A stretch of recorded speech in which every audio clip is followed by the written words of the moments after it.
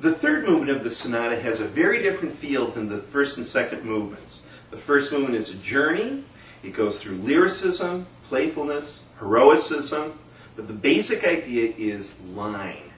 The second movement has the folk song feel to it. So now for the third movement, I wanted to have something very different. So for this movement, it's all about drama and energy. There's a lot of rhythmic momentum in this final movement. And it starts right off the bat, right in the first measure. So here now is the very beginning of the third movement of the sonata.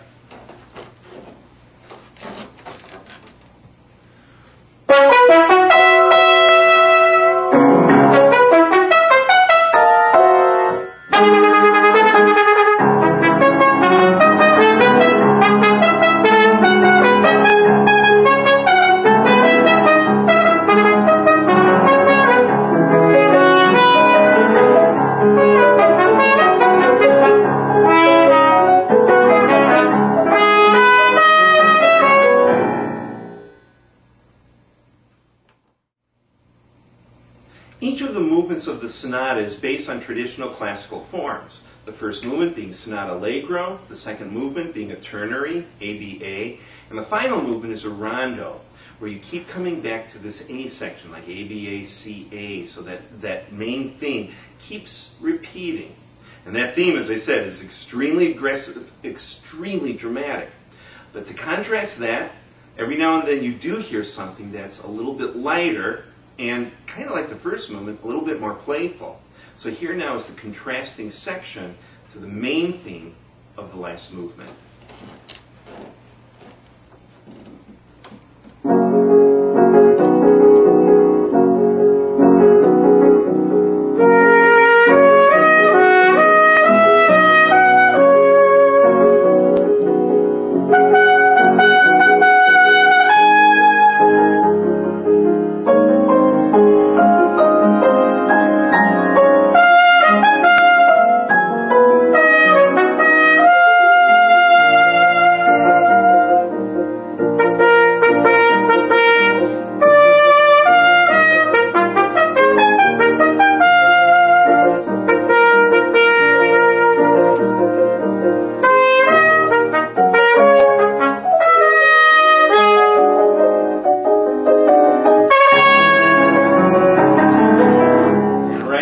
You see the return to the main theme.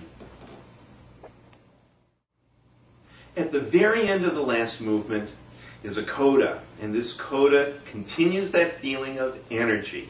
As the whole sonata began in the first movement, so quietly, so lyrically, it ends with a real sense of drama. And it's dissonant, it's chromatic, but in a certain way it's also sort of joyful. I really am so grateful to Chris Gecker for his inspiration.